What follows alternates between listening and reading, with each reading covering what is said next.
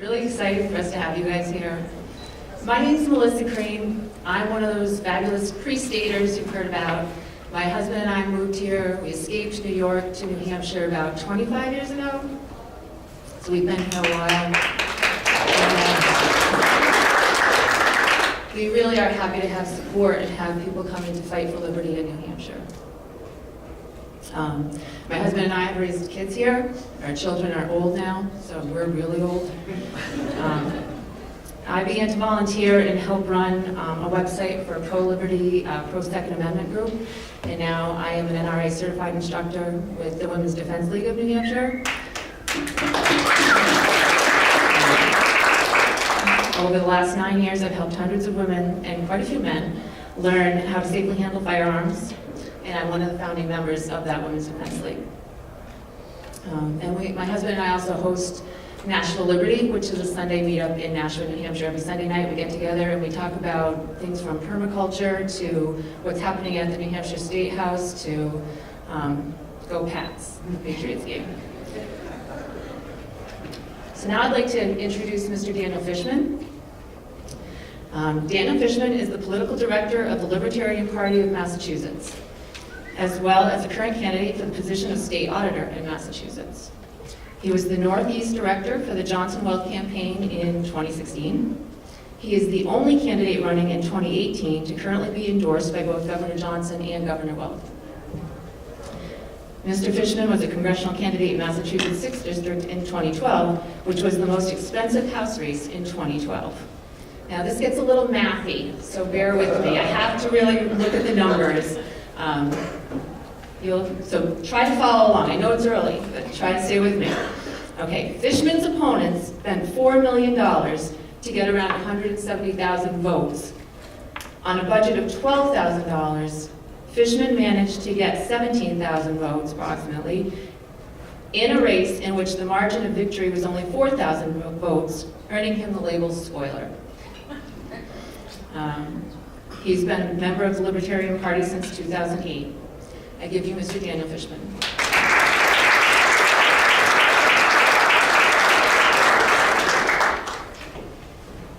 All right, let me see if I can get the PowerPoint going.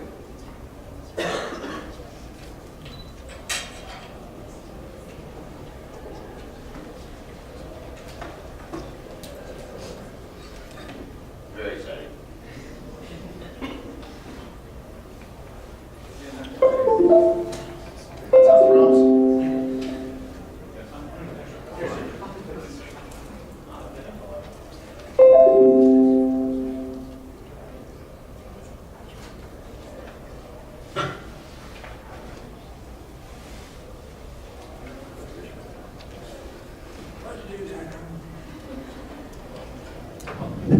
I'm going to film while Chip gets us going.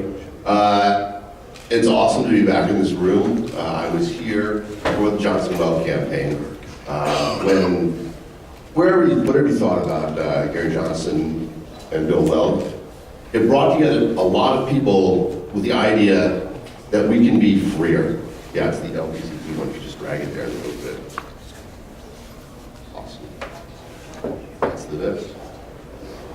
All right, and I'm going to start off with a question about elections. Justin is forbidden from answering. What was in New Hampshire? You guys get it's the craziest primary season of all. You guys get every candidate ever coming through here. So you are an informed electorate. When was the last election without an incumbent, right? So without an incumbent, 2016, there's no sitting president running. 2012, Barack Obama's the incumbent. It's the last election without an incumbent, without either a Bush or a Clinton running for office. Obviously, 2016, Hillary Clinton runs for president. 2012 is Barack Obama's the incumbent. 2008, Hillary Clinton runs for president. 2004, George Bush is the incumbent. 2000, George Bush runs for president. 1996, Bill Clinton is the incumbent. 1992, we actually have Clinton against a Bush, right? 1988, George Bush Sr. runs for president. 1984, Ronald Reagan is the incumbent. 1980, George Bush Sr. runs for president. 1976, Gerald Ford is the incumbent. 1972, Richard Nixon is the incumbent. 1968 is the last election without incumbent, without either a Bush or a Clinton running for president. And that's sad, right? The idea that there are two families that can run our country and that's it. Obviously other people have run, but there have been in that time 3 Bushes that have run for president and 2 Clintons, right? And I'm sure you guys have already heard the Chelsea talk. It's coming down the path. So what's wrong? What's wrong with our broken political system? Now, sometimes I give this talk to a much younger crowd and I have to explain who John Dillinger is. And for those of you who don't know, John Dillinger was a famous bank robber. And when he was arrested, they asked him why he robbed banks. And he said, because that's where the money is. Our modern day politicians are doing the exact same thing. They are modern bank robbers. They are running for office because that's where the money is. That's where the power is. The liberty ideal is that we remove power from government. We remove money from government. And if we do that, we solve a lot of our problems. Because right now, politics is nauseating. I say that as somebody who, I am the political director for the Libertarian Party of Massachusetts, and I hate politics. But I could not hate politics so much that I do not love this country, which affords me more liberty than anywhere else. I do not love this country more. I'm happy to be here. All right, so who am I? I am, there's usually a picture behind this. I am the political director of the Libertarian Party of Massachusetts. I'm also currently a candidate for auditor in the state of Massachusetts. If you think about it, auditor is the natural position for a libertarian. Why should the referee be wearing a jersey of one of the 2 teams? Why would you elect a Democrat to audit a Democratic state? Right? Massachusetts, all the agencies, every aspect of government is run by a Democrat. And part of the reason that I'm running for auditor is because auditor is a position that shouldn't really have much politics in it. And when I tell people I'm running because I'm not a Republican, because I'm not a Democrat, that message works.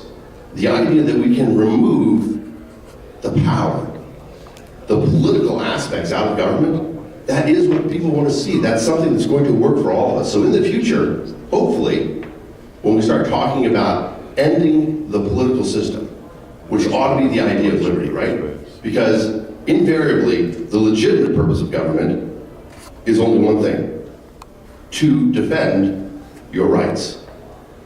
But how often does that happen? Does government defend your rights more, or do they take away your rights more? We see it all the time. Every law that comes in is usually you losing some of your rights. And part of what we want to do is change that. Oh, good, we got a picture for this one. Who knows what this is a picture of?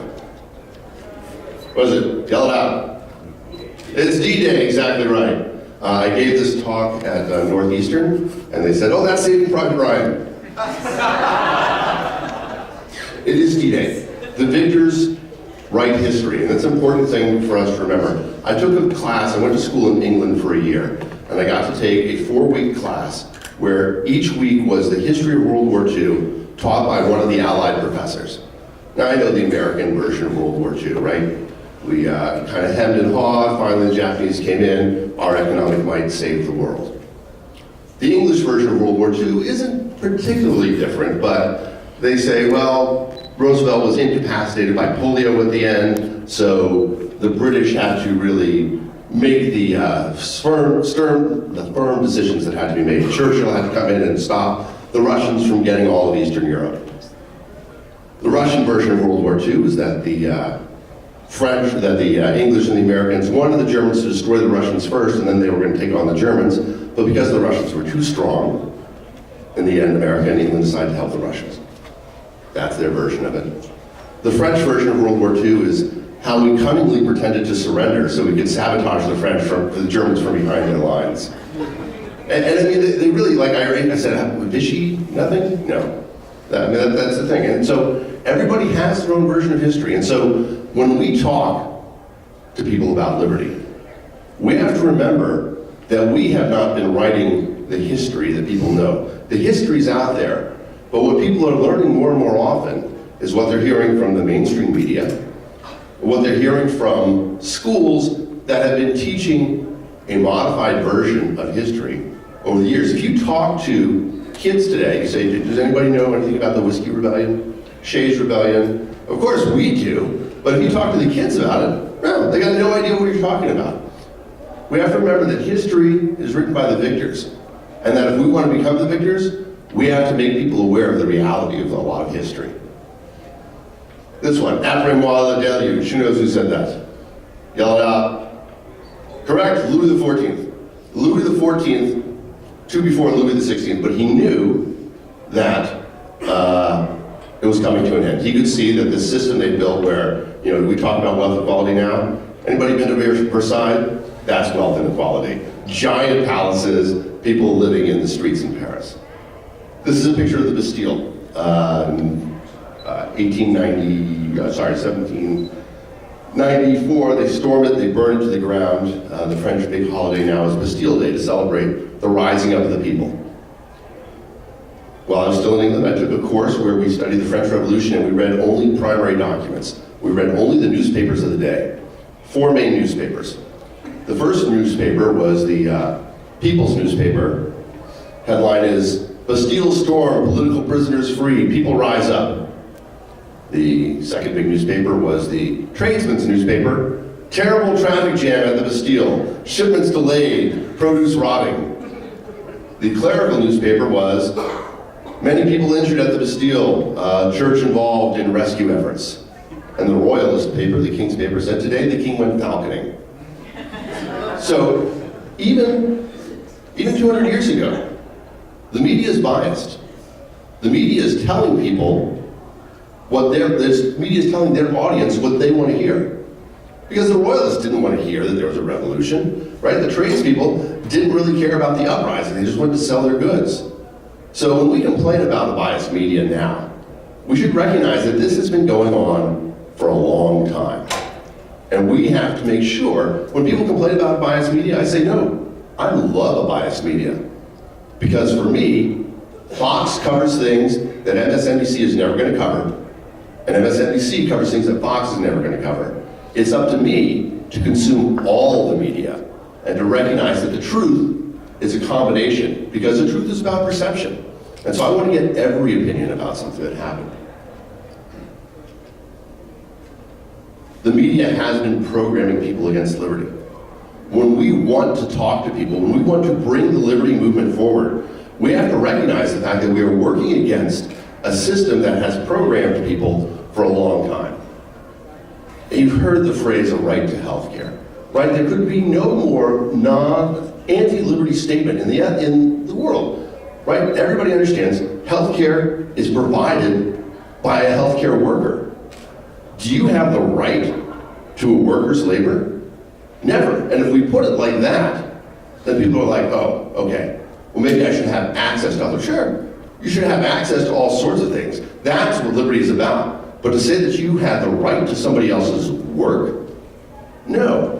And yet that's a phrase that we hear all the time, because we hear politicians parrot the idea that there is a right to health care. The media parrots the idea that there's a right to health care. And now when we talk to people about liberty, they say, oh, that's my rights. Those are my rights. That does 2 things. First of all, it works against the idea that your rights are actually something that is inherent to you. Okay? When somebody says they have a right to health care, they are minimizing your right to bear arms. They are minimizing your right to free speech. Because those things, those are rights. They belong to you. Healthcare is provided by somebody else. That's not a right. We have to work against stuff like that.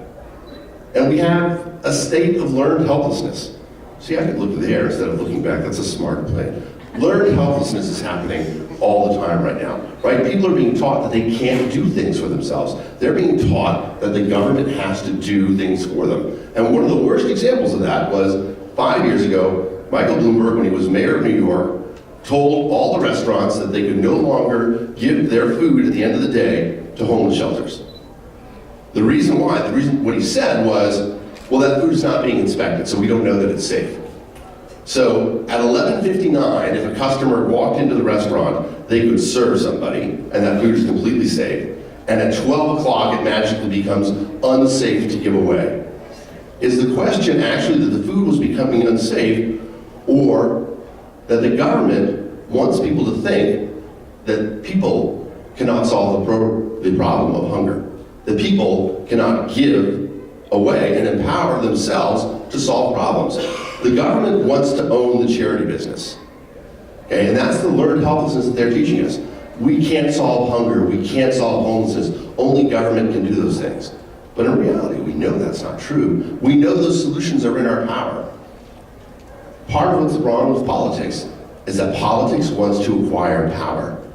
Politicians want to own charity because that's power.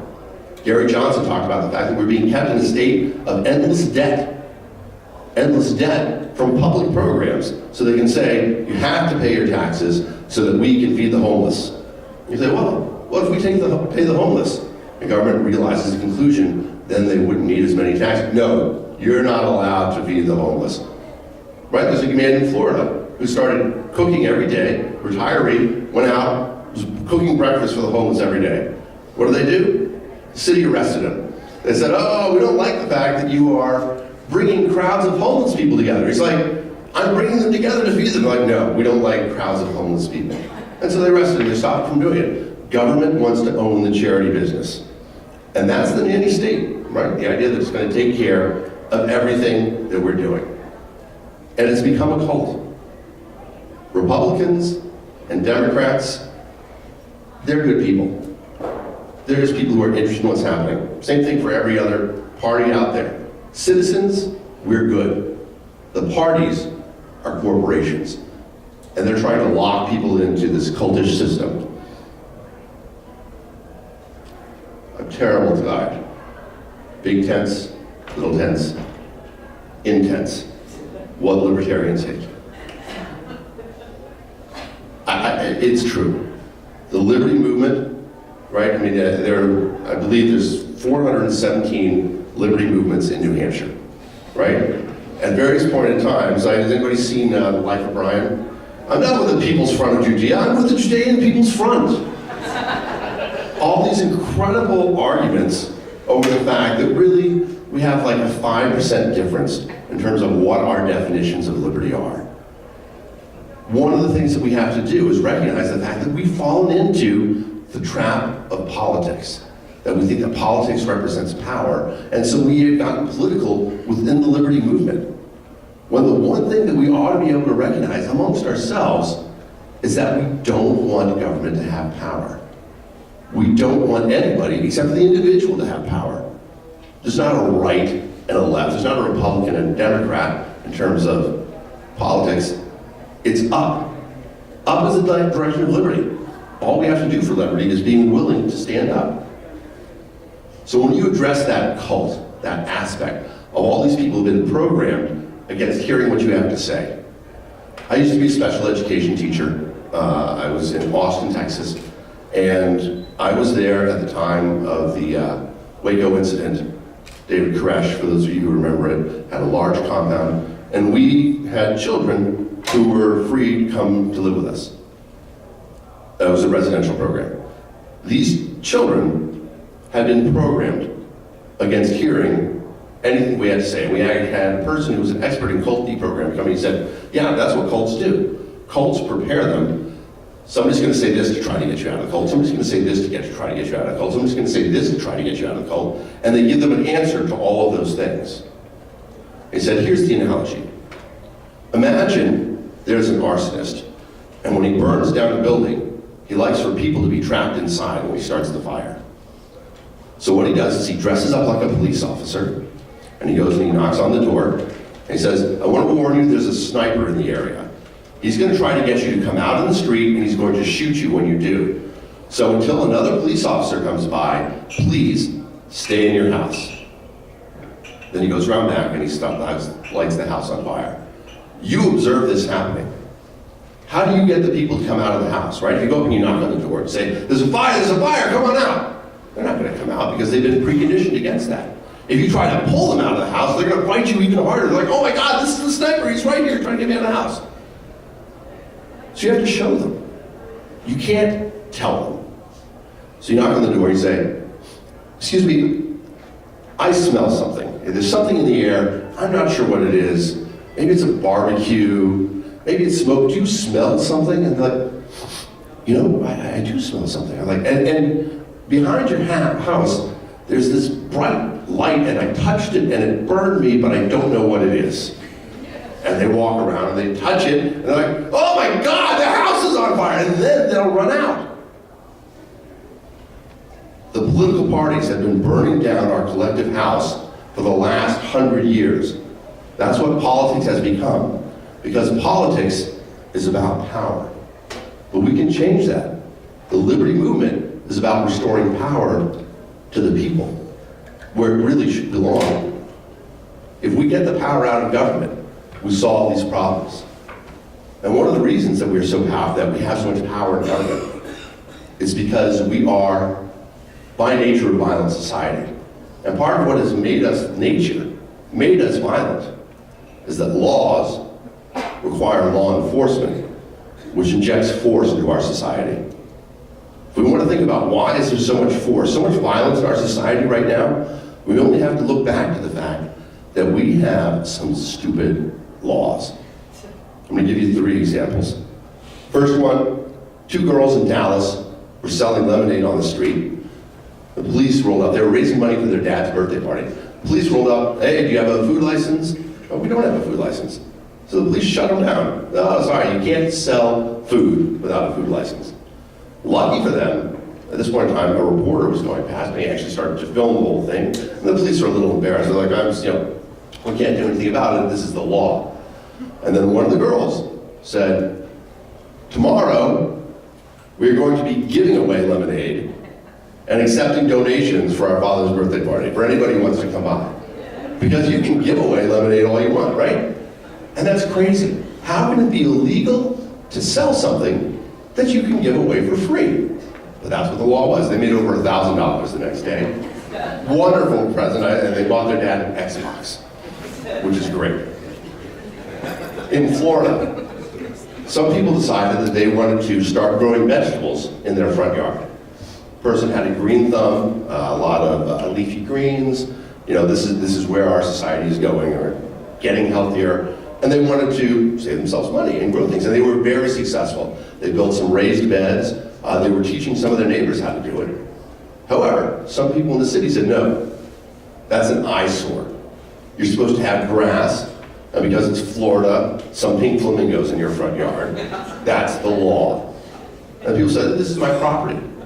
Shouldn't I be able to grow food for myself on my property? This case went all the way to the Florida Supreme Court, where the Florida Supreme Court ruled, no, the city can set a standard for what your front yard is supposed to look like. That's crazy, right? How can government have that much power? And the reason why is because we have endowed government with that much power. We allow government to make laws which require law enforcement, and that injects force into our society. And these are sort of trivial instances. But there's a sadder instance. Eric Garner, father of 6. He was a little bit of a hustler in New York City, did what he could to make extra money. Every day, at the end of the day, he would come home, he would go into the bodega in his neighborhood, he would buy a pack of cigarettes, and then he would come out and sell them loose on the street. Loosies in the vernacular. He would sell them for $1 each. Pack of cigarettes, now I have no idea how much it is in New York City, but then it was $14 for a pack of cigarettes. So he would make $6 a day. He would go back into the store and buy either a chicken or hamburger, something to take home to feed his family. But of course it's illegal. It is illegal to sell loose cigarettes. Not only that, it's especially illegal because what's the big law that you're breaking when you're selling loose cigarettes? Tax law. The government gets a tax on all the cigarettes that are sold. So they take that very seriously. When you are threatening their livelihood, The government doesn't play around. So the police officers came up to Eric Garner and said, look, what you're doing is illegal. You are selling cigarettes that we need revenue from. He said, look, I don't want to go downtown. It's like, I got a family, here's my money, here's the cigarettes, I won't do this anymore.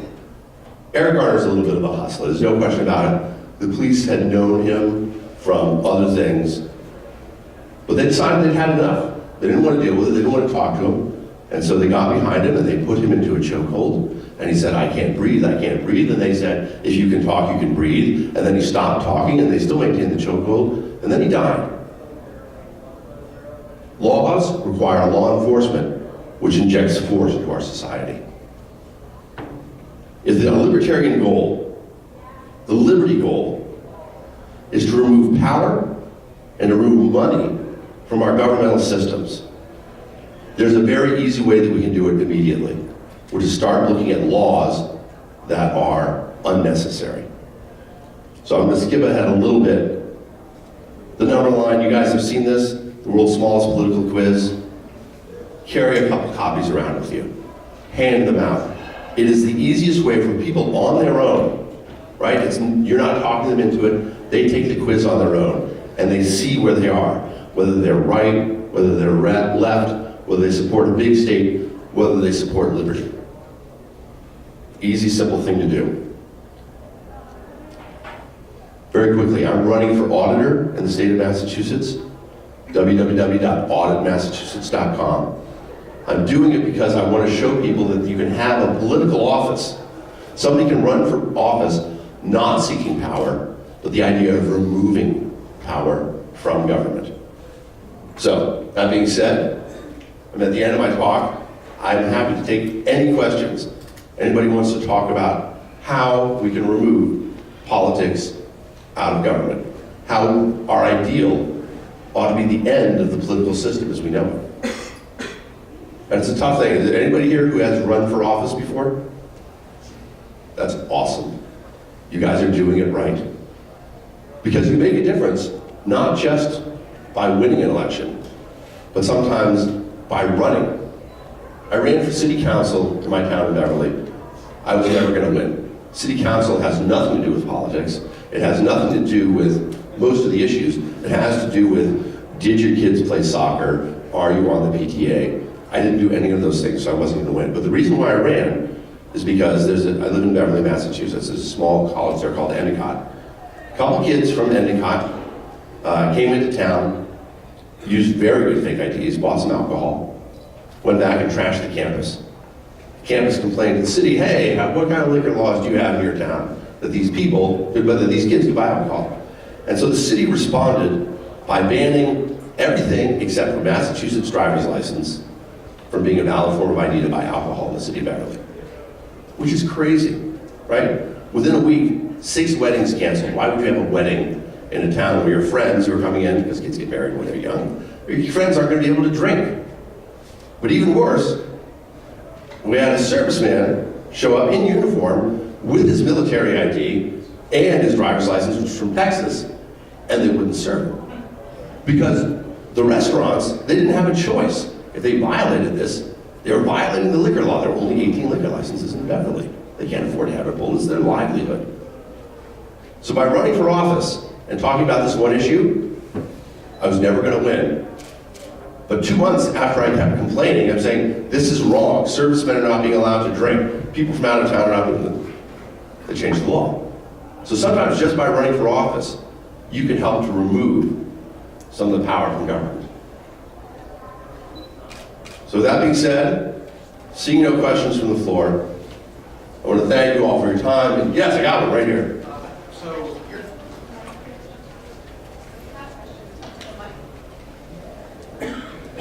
Thank you for coming up.